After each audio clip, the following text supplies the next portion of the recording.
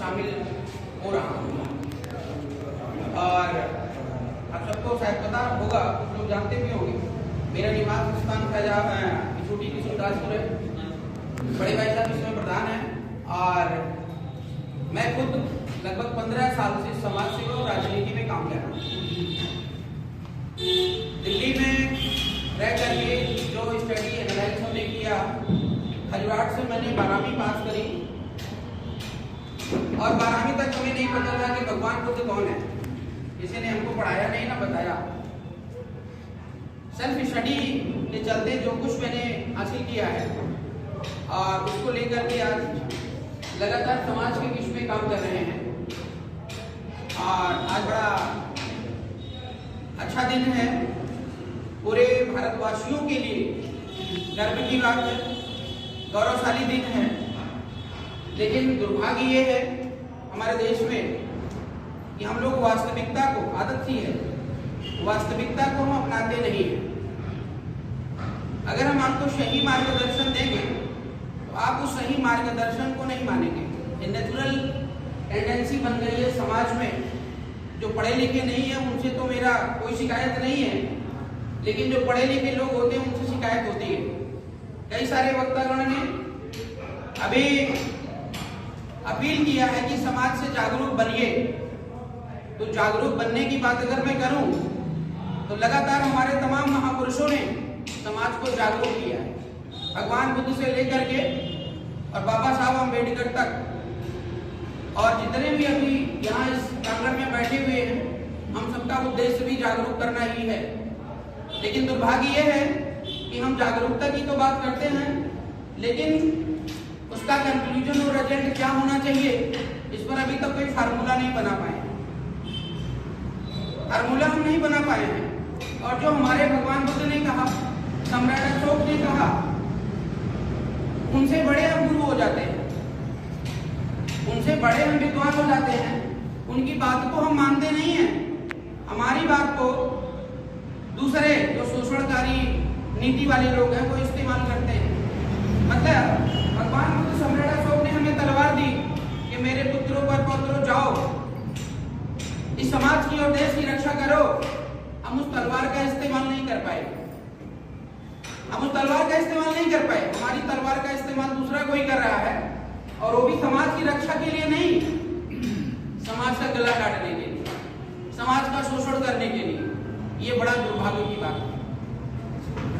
साथियों, सबसे पहले हमें ये समझने की जरूरत है, क्योंकि आज का जो विषय बिंदु है वो वैचारिक विमर्श और विश्व के सबसे बड़े सम्राट अशोक का जन्मोत्सव है। और इन्हीं सम्राट अशोक को हम धर्मराज भी कहते हैं, धम्मराज भी कहते हैं। और इनके जमाने में धर्म को पूर्णतया स्थापित कर दिया गया था, पूर्णतया। और यह देश सोने की चिड़िया था वो जमाना जब था। कोई किसी को न मारता था, न पीटता था, न जबरदस्ती करता था। घरों में ताले नहीं लगते थे।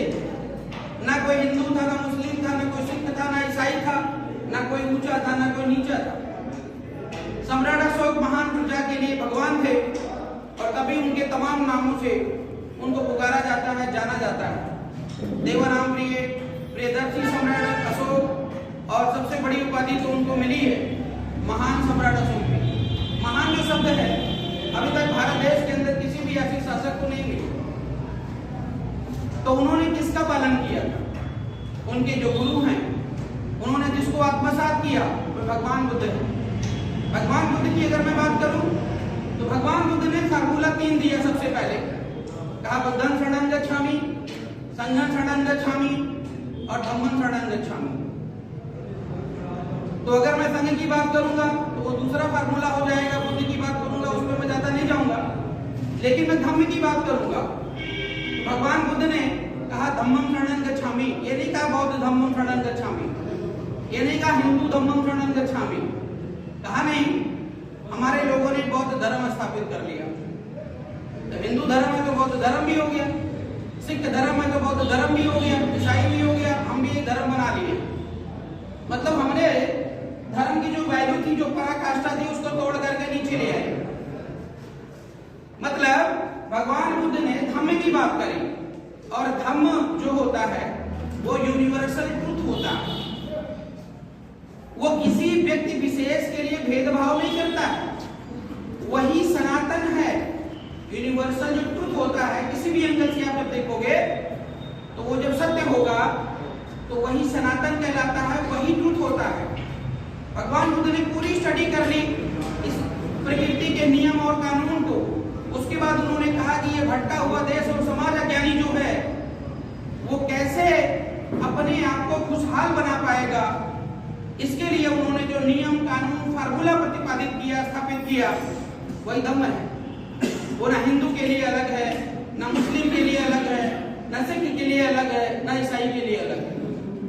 तो जो धम्म सम्राट अशोक ने पालन किया या बुद्ध ने कही है, वो सभी जितने यहाँ पे संप्रदाय चल रहे हैं सभी से ऊपर है, सभी से ऊपर है। तो हमें जो भगवान बुद्ध द्वारा दिया गया धम्म है वो हिंदू मुस्लिम सिख ईसाई में बांटने की जरूरत नहीं है। और अगर हम बांट रहे हैं तो डायरेक्टली और इनडायरेक्टली हम उसका अपमान कर रहे हैं। हमारे पास सोना है, हमारे पास हीरा है, हम समाज में उसे बेच नहीं पा रहे हैं, बता नहीं पा रहे हैं, लेकिन वो जो कचरा है उसको हीरे के भाव बेच रहा है। बेच रहा नहीं बेच रहा है?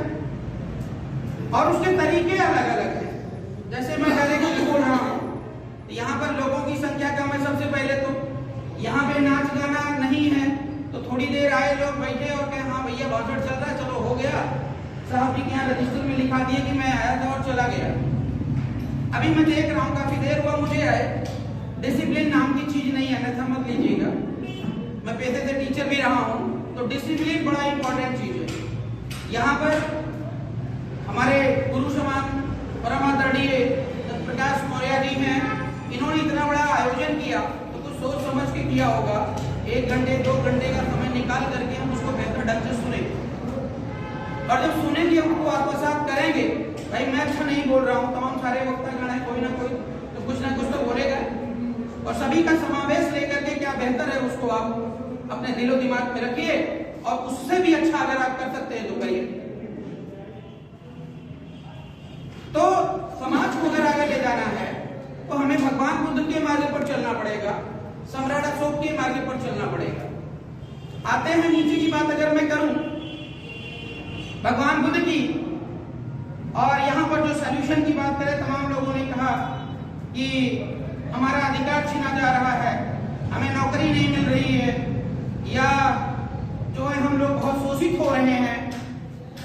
तो मेरा आप लोगों से निवेदन ये है कि केवल शोर मचाने से समस्या का समाधान नहीं हो जाता। बड़े भाई यशवंत मौर्य जी ने कहा कि 85% हम लोग हैं। थोड़ी देर के लिए मैं मान लेता हूं कि 85% हम लोग हैं। तो जब 85% हम लोग हैं तो कर क्या रहे हैं? और मैं उनसे शिकायत नहीं करूंगा जो लोग अभी जगे नहीं है, जो लोग अभी सो रहे हैं। नरेंद्र मोदी की अगर मैं बात करूं, नरेंद्र मोदी ने किसी को जगाया नहीं है। किसी को जगाया हो प्रधानमंत्री बनने के लिए तो मुझे बता दीजिए। उन्होंने कहा कि मैं सबसे बढ़िया प्रधानमंत्री हूं और आप मुझे वोट दीजिए, और अगले ने साइकोलॉजिकली ये देखा कि आदमी की सबसे बड़ी कमजोरी क्या है। अगर इलेक्शन जीतना है तो दारू बांटो, पैसा बांटो, तमाम और प्रकार की व्यवस्थाएं उन्हें दे दो। सोशल मीडिया की बात नहीं करूंगा, लेकिन मीडिया के माध्यम से उनको भ्रमित करवा दो, और मैं जीत रहा हूं, मैं जीत रहा हूं, मैं जीत रहा हूं। जो वोट नहीं दे रहा वो भी वोट दे देगा। उसने कहा तुम जगो मत, तुम सोते रहो बेटा, और तुम्हारा एहसान मैं चुकाऊंगा 5 किलो चावल और दाल से। यही पर्याप्त है तुम्हारे लिए, इसके अलावा कुछ मिलने वाला नहीं है। हम लोगों ने चुन करके उनको जो है आज प्रधानमंत्री बना दिया। तो गलती हमारी है कि उनकी है? भगवान बुद्ध ने त्रिशरण दिया, अष्टांगिक मार्ग दिया, पंचशील दिया, हम नहीं मान रहे हैं तो गलती उनकी है या हमारी है? रोड पर बाहर जाओगे तो दारू भी बिक रही है, सिगरेट भी बिक रहा है, पान भी बिक रहा है, बीड़ी भी बिक रहा है, तो पी आप रहे हो तो गलती आपकी है कि बीड़ी सिगरेट की गलती है? बताइए आप मुझे। सारी गलती आपकी है। मैं नरेंद्र मोदी को दोष नहीं दूंगा, क्योंकि नरेंद्र मोदी का धर्म ही है शोषण करना। उनका जो सिद्धांत है वो शोषण करना है। वो भगवान बुद्ध का नाम इस्तेमाल करते हैं शोषण करने के लिए। बाहर जब जाते हैं तो बोलते हैं कि मैं बुद्ध की धरती से आया हूं, लेकिन बुद्ध का एक भी फार्मूला अभी तक नरेंद्र मोदी ने अप्लाई नहीं किया।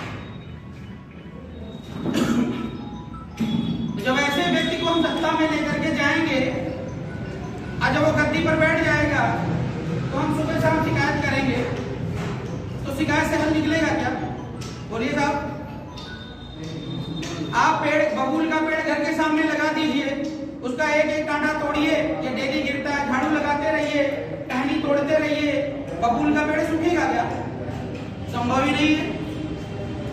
तो उसकी जड़ तक चाहिए, और अगर उसकी जड़ में आपने गर्म पानी डाल दिया, उसकी जड़ को सुखाने का प्रयास किया, तो ऑटोमेटिकली वो कुछ दिन के बाद सूख जाएगा। सूख जाएगा नहीं सूख जाएगा? लेकिन हम लोग उसको सुखाने की बात नहीं करते। जब भी बात आएगी, यहाँ पे तमाम सारे पार्टियों में लोग रहते हैं, इसी बुद्ध विचारधारा को मानने वाले लोग, और कहते भैया मैं क्या करूं, इस समय तो सरकार कोई और है, इसलिए मैं किसी और के साथ हूं। अभी बड़े भाई यशवंत जी ने कहा कि सभी लोग व्यक्तिवादी पार्टियां, परिवारवादी पार्टियां, जातिवादी पार्टियां चला रहे हैं। करेक्ट है। बहुजन समाज की बात आप कर रहे हैं ना? मेरे हिसाब से बहुजन समाज की परिभाषा कुछ और है, फिर कभी बताऊंगा, समय बहुत कम है। और मैं 85-15 के भी कंसेप्ट को भी नहीं मानता हूँ। क्यों नहीं मानता हूँ?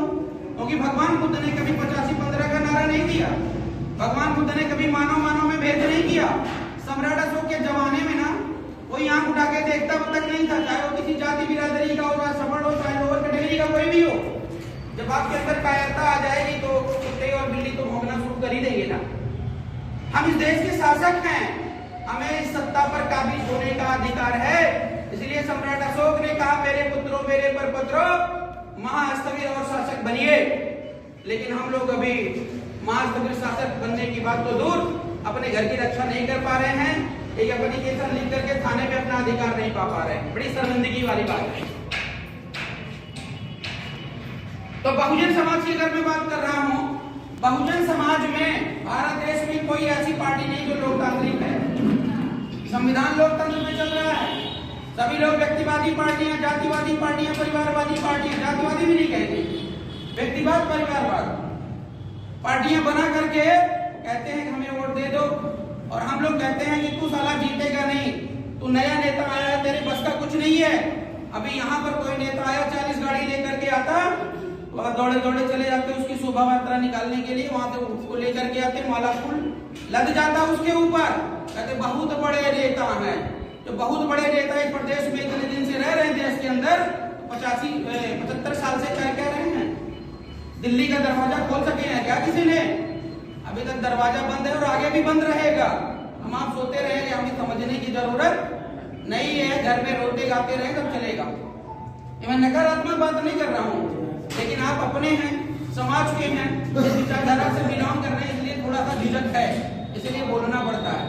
पब्लिक डीलिंग में जनता के बीच में ये बातें नहीं करूंगा। जनता के बीच में सिर्फ यही कहूंगा कि मुझे वोट चाहिए, मुझे सपोर्ट चाहिए। और आप लोग राजा हैं लोकतंत्र के, और उतने में जनता खुश हो जाती, वोट दे देती। तो भारत देश के अंदर कोई ऐसी पार्टी नहीं जो पूर्ण लोकतांत्रिक है। अभी मैं कहूंगा कि मैंने एक पार्टी बना ली है, तो आप कहेंगे भैया 75 तो पार्टी थी, आप भी एक बना लिया, यही कहिए ना। अक्सर लोग कहते हैं और फ्री हो जाते हैं। और अभी मैं पूछ लूं कि आपकी पार्टी कौन सी है, तो अगला ये नहीं बोलेगा कि मेरी कौन सी। नहीं, मैं राजनीतिक व्यक्ति नहीं हूँ, मैं राजनीतिक व्यक्ति नहीं हूँ। बड़े गर्व से कहेगा भैया राजनीति के बिना कुछ होता है क्या? अभी बड़े भाई ने कहा कि राजनीति अगर नहीं कर रहा तो सबसे बड़ा पाप है। बहुत बड़ी बात कर दी है आपने। बाबा साहब भीमराव अम्बेडकर ने कहा सत्ता हर ताले की चाबी है। तो जब हर ताले की चाबी सत्ता है तो तुम नौकरी के लिए क्यों भटक रहे हो? तुम सत्ता के लिए क्यों नहीं भटक रहे भाई? सुबह शाम प्रयास क्यों नहीं कर रहे कि सत्ता मेरे कंट्रोल में आ जाए या हमारी विचारधारा वालों के कंट्रोल में आ जाए? इसके लिए क्यों नहीं प्रयास हो रहा है? अक्सर लोग बोलेंगे हमारे पास पैसे नहीं है, हमारे पास नेता के पास पैसे नहीं है। आप ये बता दीजिए 85% ही ले लीजिए, 85% का मतलब कितने परसेंट आबादी हो गई? 125 करोड़ की बात होती है, आज 135 करोड़ के आसपास होंगे। अगर 85 के पास जाओगे तो 100 करोड़ तो लोग हो ही गए ना। और 100 करोड़ में 5 से भाग दे दीजिए, 5 से भाग दीजिए तो 20 करोड़ तो हो ही गया ना। तो 20 करोड़ का मतलब 20 करोड़ घर की मैं बात कर रहा हूँ।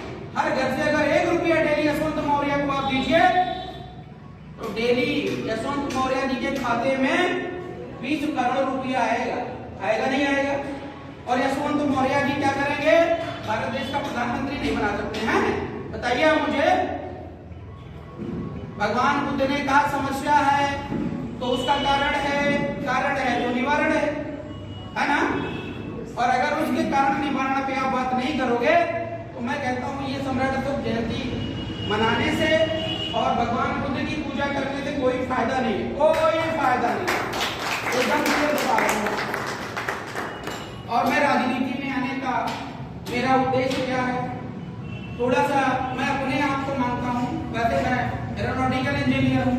आपके डिस्ट्रिक्ट से मैं दिल्ली गया, पढ़ाई लिखाई किया, दिल्ली में इंस्टीट्यूशन का काम किया, लेकिन धीरे धीरे दिल्ली वालों ने मुझे बदल दिया।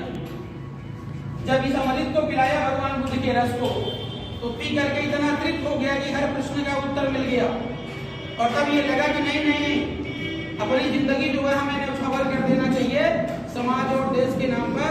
आज नहीं तो कल ये समाज जरूर समझेगा, मुझे पूर्ण विश्वास है, क्योंकि आज सोशल मीडिया के माध्यम से लगातार समाज जागरूक हो रहा है।